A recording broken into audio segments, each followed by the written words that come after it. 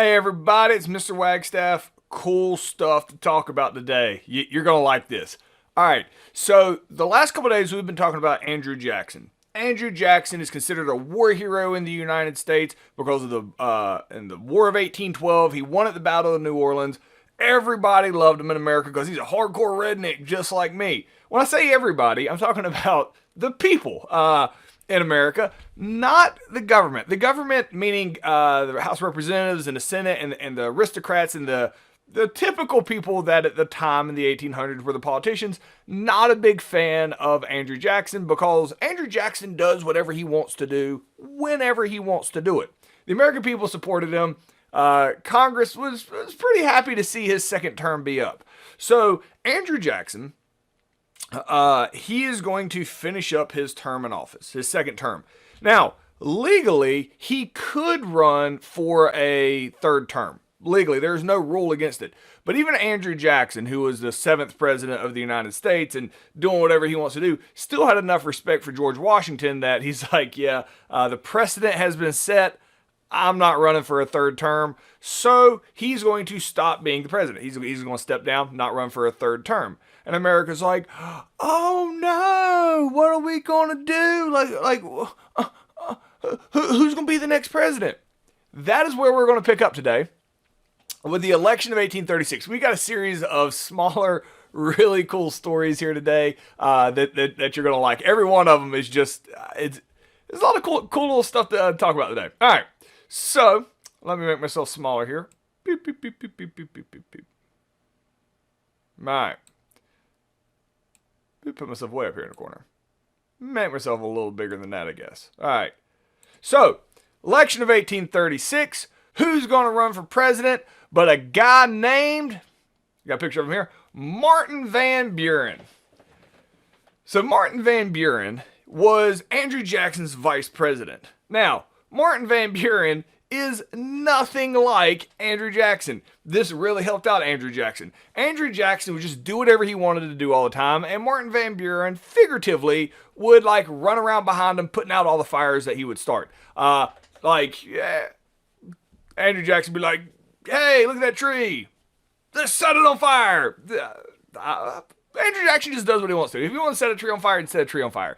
And he'd go like set a tree on fire and the whole population in America would be like, yeah, he set a tree on fire. Look how awesome that is. He's like, yeah. And then he like runs off to go set something else on fire or do whatever else he wanted to do. And like the whole population's focus stays on Andrew Jackson as he runs away. But there's still like a burning tree here. This is a made up story, but there's still like a burning tree here. Somebody has to go like put out that tree. That would be Martin Van Buren. He's like, fine. And he would basically take care of all the stuff that Andrew Jackson messed up behind the scenes. So Martin Van Buren is a quieter guy, kind of a nerdy guy, kind of a, behind the scenes guy, complete opposite of Andrew Jackson. Andrew Jackson loves him because Andrew Jackson can do whatever he wants to, and Martin Van Buren takes over for him, right? And basically just fixes everything. So, in the election of 1836, everybody's like, who should we vote for? Who should we vote for? And Andrew, by God, Jackson's like, I tell you all who y'all should vote for. Y'all should vote for Martin Van Buren. He's a hardcore redneck just like me. And everybody's like, yeah. And Martin Van Buren's like, wait, what? No, I'm not. I'm not anything like him. And everybody's like, redneck, redneck, redneck. I'm obviously exaggerating a little bit, but Martin Van Buren, because Andrew Jackson's like, if you elect him, it's just like electing me for a third term. So everybody's like, yeah. And they elect Martin Van Buren to be the president in 1836 because they're expecting him to be just like Andrew Jackson. Guess who he's not going to be like? Andrew Jackson. So Martin Van Buren comes in. This is not an awful president, but to the people of America who wanted a third term of Andrew Jackson, he is not. He's a methodical, he's kind of a nerdy guy, he's more of the aristocrat. He's nothing like Andrew Jackson. So yes, the economy does struggle some when he is president. And historians really look at that and they're like, okay, this guy clearly didn't win re-election when it was time for re-election. Why was he unpopular? Well, the reason he's unpopular is because he wasn't Andrew Jackson.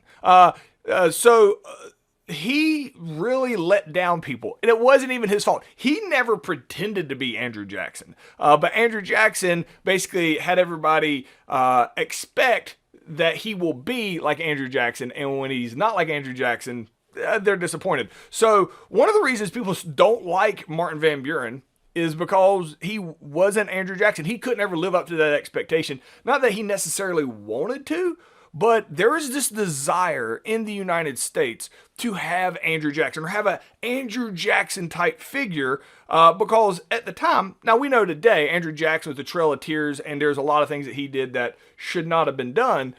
But at the time period, he was incredibly popular. He was probably Ronald Reagan-esque popularity, Andrew Jackson was. So, as the 7th president, Andrew Jackson's super popular. The 8th president, Martin Van Buren, not so much. And it's really no fault of his own, but when you list like all the presidents in history, Martin Van Buren, pretty far down on the list and doesn't accomplish a whole lot, mainly because he doesn't have a mandate or overwhelming public support. Again, because he's not Andrew Jackson. So a little unfair, but it is kind of the aura of his time in office. So in 1840, sorry, the question here is, other than the financial issues, why were people unhappy with Martin Van Buren? Who did they want him to be more like? So go through, pause me, answer this in 2 complete sentences, and then we will move on. All right. Man, the stories today are pretty good. 1840. There's a presidential election. Martin Van Buren's not going to win. He's not real popular. So the political parties realize, what do people want? They want an Andrew Jackson style person. So they find William Henry Harrison, who's already a politician at the time. Now, if you at home are like, I know that name, awesome. If you know already where we have talked about him at before, super impressed. Mr. Wagstaff, deep in my heart, I'm impressed. We mentioned him a couple units ago that led up to the War of 1812, the Battle of Tippecanoe. This is where the Prophet had created the Prophetstown and had gone, and the governor of Indiana went in and wiped out Prophetstown at the Battle of Tippecanoe. All right. That governor was William Henry Harrison. It's this guy. So William Henry Harrison, all right, is going to run for president in 1840.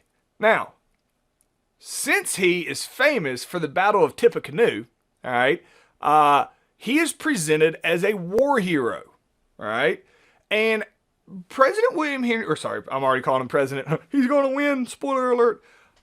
William Henry Harrison, absolutely, 100%, does not want to be referred to as a war hero. He is a very smart man. He is very much aristocrat. He is nothing like Andrew Jackson, but he sees what just happened with Martin Van Buren.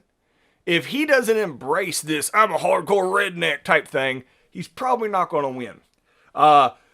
So William Henry Harrison allows his political party to present him as a hardcore redneck war hero. And like, he's a war hero. I mean, he was part of Tippecanoe in that battle. But he feels like he has a lot more to offer in life and a lot more, depth to him than just saying he's a war hero, he's a redneck, woo, he's a frontiersman. He doesn't want to be viewed like that, but knows he has to be viewed like that in order to win the election. All right. So the question here is, what was William Henry Harrison already known for in 1840, and why did the people like that he was known for that? Who did they associate him with because of his pedigree? So again, they're associating him with Tippecanoe, and as a war hero, who everybody wants for president is an Andrew Jackson type-esque. So the election of 1840 is interesting because there's something that happens in the election of 1840 that was relatively new, and it's kind of stuck to today. Sometimes they're referred to in history as the slogan. All right. He had the catchiest campaign slogan ever. So his vice presidential running mate, who honestly at the time, vice presidents, they run with the president now. They don't want that whole Thomas Jefferson situation that was happening in the first couple presidents, where like the guy you don't want ends up being the vice president. So now, like we have today, the president runs with the vice president. All right. So their slogan, all right, in 1840. Oh, so I got to tell you who his vice president is, or the slogan's not going to make any sense. His vice presidential candidate is a guy named John Tyler. All right. So John Tyler is going to run and be William Henry Harrison's vice president if William Henry Harrison wins. So their slogan is Tippecanoe and Tyler too.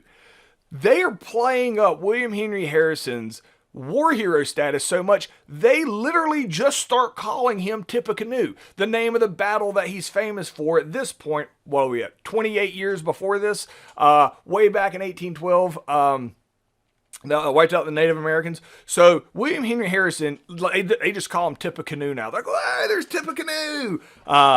William Henry Harrison realizes this makes him popular, but he's not a fan of it. He doesn't like being thought of as nothing but like a military guy with, aggression tendencies kind of thing and ignorant. So what he wants to do, all right, is he wants to prove that he is not dumb. But let me talk about the slogan here before I talk about how he's going to prove he's not dumb. Right here, they literally make a whole song of Tippecanoe and Tyler too. So Tippecanoe is him, and then John Tyler is like, so vote for Tippecanoe and Tyler too. It stuck. They had this whole perception of him that he grew up in a log cabin, that he's a frontiersman, that he's a rough. This is not an accurate portrayal of William Henry Harrison, and William Henry Harrison knows it.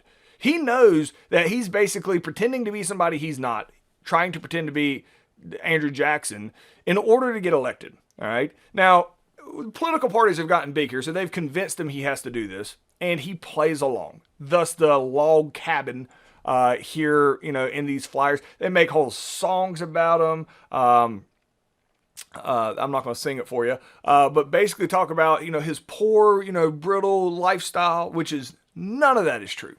But when you market somebody as Andrew Jackson in the 1840s, you're going to win. And William Henry Harrison is going to win the election in a landslide over Martin Van Buren in the 1840 election. Now, the story just progressively gets better. So William Henry Harrison, now that he's won, he is done with this bullcrap of pretending like he's a hardcore redneck. It is time to show the world who he really is. He's a very smart man. He's a very motivated man. He's a very good speaker. He does not want people to view him as like he's ignorant or he's dumb. He has a real sensitivity to people thinking he's dumb. All right, so he doesn't want that at all. So what he does is he's going to write a really long speech at his inauguration, which is going to take place in March of the following year, because he's elected in November. Like today, we swear in the president in January. So when an election takes place in November, once the election is over, the current president is still the president for a few months. They're just letting you know who will be the next president. All right. It used to be in March. We've moved it up to January, but at the time, it was in March. So he's going to win the election in November, and he is going to write the most epic speech known to man that he is going to give at the inauguration to prove to everybody how smart he is. All right? Because he does not want to go into being the president with this idea that he's just some dumb hillbilly, right? Which is what he's had to pretend to be the entire time he's running for president.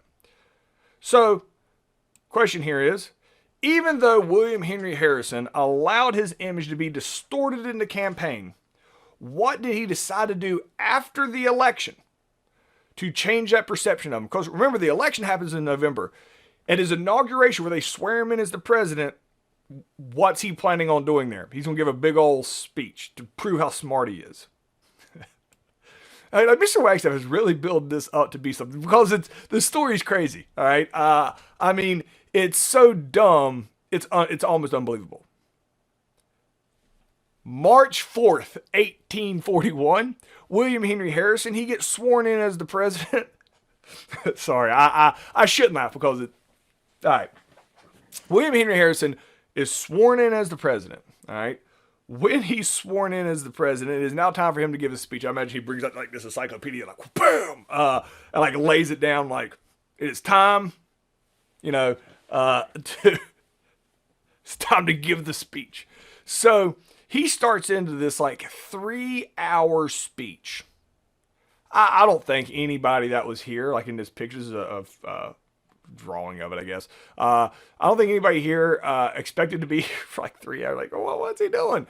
He's going to go through and use all big words and explain to people how smart he is. Now, here's what's crazy. Yes, it's March, and you might think March and you might think spring. Oh, no, it was super cold. It was like 33 degrees, right there at freezing. And it was raining. William Henry Harrison didn't look at the forecast. He doesn't wear a coat. He stands outside in 33-degree weather and gets rained on for 3 hours as he gives a speech to convince everybody how smart he is.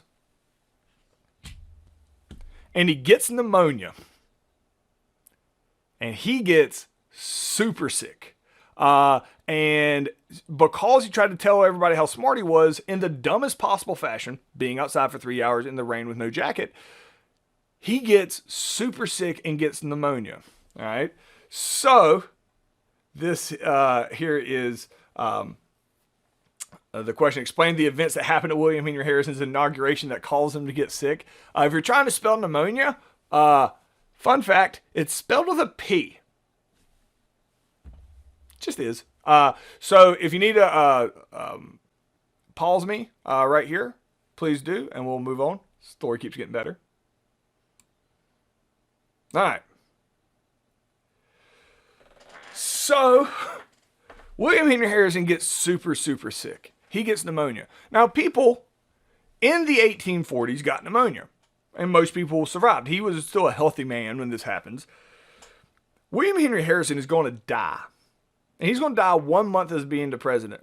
He is the first president we will have. All right. So he is president number 9er. All right. Number 9. President number 9, William Henry Harrison, is president for 1 month. That whole month he has pneumonia and he ends up dying.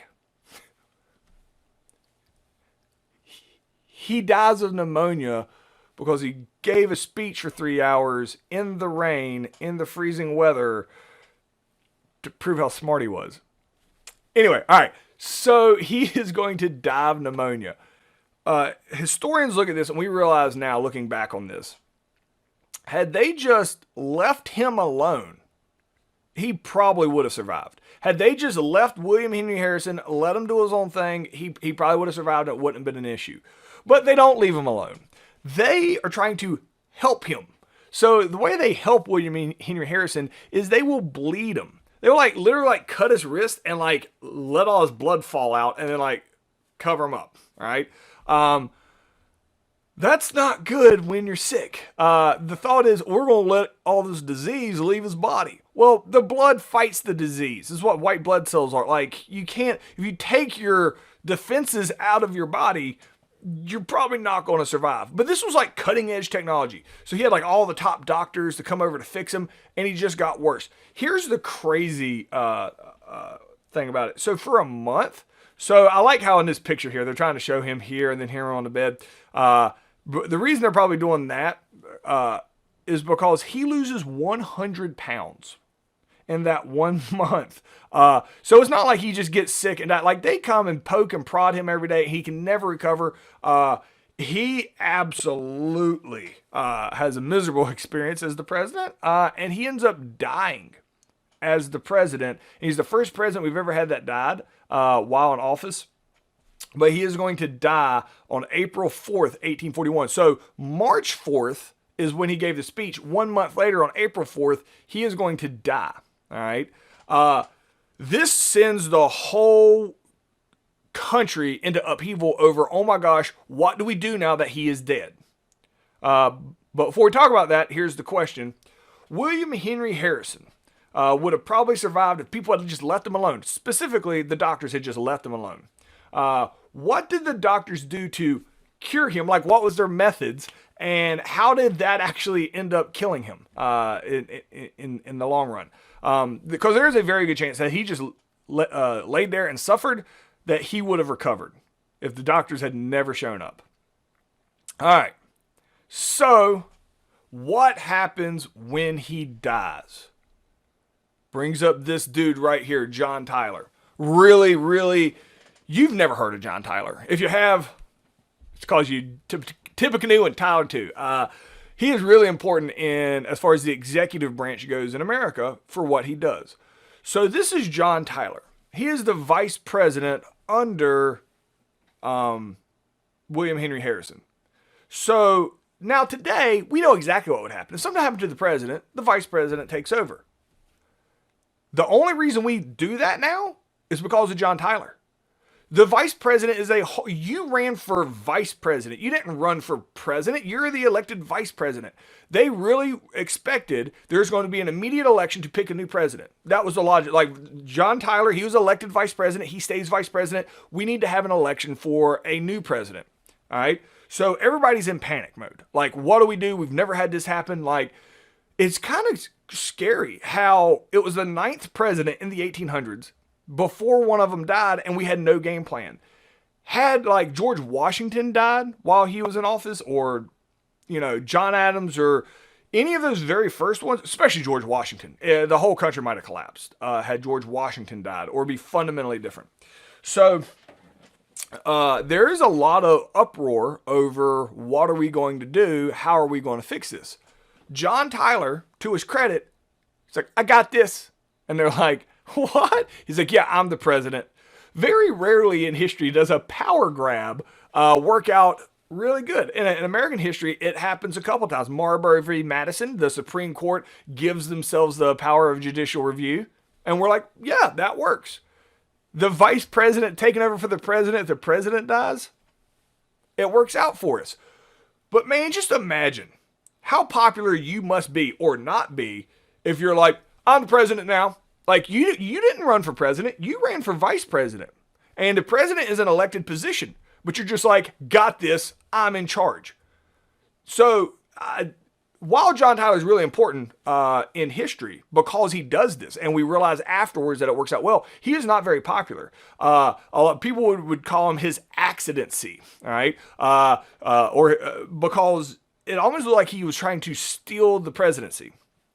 That was that kind of negative mentality we had talked about yesterday, the corrupt bargain. That trying to grab for the presidency is not looked at positively in the 1800s. And so John Tyler is going to suffer from that. But he shows up and he's like, nah, I got this. And he is consistent, man. Like, he doesn't bat an eye. He's like, all right, I'm the president now. And they're like, I don't think you can. He's like, nah, I said I'm the president. John Tyler actually never gets his own vice president. All right. So he's like, I'm the president now. So people in Congress would be upset about it. And I mean, here's the level of, it's either petty or commitment, whichever way you want to look at it. So whenever they would send letters to the White House, all right, Congress, who didn't like him, would entitle it Vice President John Tyler to send something to him. You know what he did every time he got a letter to Vice President John Tyler? Send it right back. He's like, yeah, that person doesn't exist anymore. Like, he won't open mail unless you title it President John Tyler. Like, he is, like, from both sides. He's stuck by it up one side and down the other. So his whole time being president, he is not very popular. In 1844, he's going to want to run for presidency himself. He is so unpopular, all right, that he can't even find a political party that will let him run. It's not that he lost the election in 1844. There's no political party who liked him enough to let him run for their political party. So, yeah, he wanted to run in 1844, but he was so unpopular because he just looks like a guy that stole the presidency that he wasn't able to do it. Once John Tyler steps down, and now he does have a further political career, and he does end up being kind of big time in the Confederacy in the Civil War. So not looked on real positively today, but his time as the president, it is very influential because kind of sets that precedent that if something happens to the president, the vice president takes over. It works smooth here. They didn't like it when it happened, but after he was out of office, they're like, you know what? That makes sense. That's just what we're going to do now. So John Tyler changed the role of the vice president because honestly, all you probably know today about what the vice president does is just sees if the president dies or quits. If that happens, the vice president takes over. And John Tyler is the guy that's responsible for that. So it's really important in American history. So how did John Tyler change the role of vice presidents forever after his term in office? So you can pause me and answer that in 2 complete sentences. All right. I'm going to add this in right here at the end because this is crazy. This truly is crazy. John Tyler, born 1790. Present day, and by present day, the day I'm recording this, in 2020, John Tyler, born in 1790, present day, has 2 living grandkids. Not great-grandkids, grandkids. They are still, I literally checked before I made it because I keep hearing that every other year. It's baffling. Like, you can go look it up. I'm not going to go through all the math on it. But yeah, so the men in their family have children extremely late in life, and they live a really long time. So yeah, John Tyler, our 10th president of the United States, served in 1840. Present day, as of the recording of this in 2020, has 2 living grandchildren still. Absolutely bonkers. Just a random fun fact that doesn't mean anything, but it's a cool enough fact that I want to throw it in here. All right. So, and then the final question here: what is crazy about John Tyler's family or grandsons present day? Is the fact that they're still alive. He was born in 1790, and he still has living grandkids. 230 years later, the man was born 3 years after the Constitution was signed. He was born when George Washington was the president, and his grandkids are still alive today. That's crazy. All right, that's as far as we're going to get today. So you complete today's assignment, and I will see you guys tomorrow.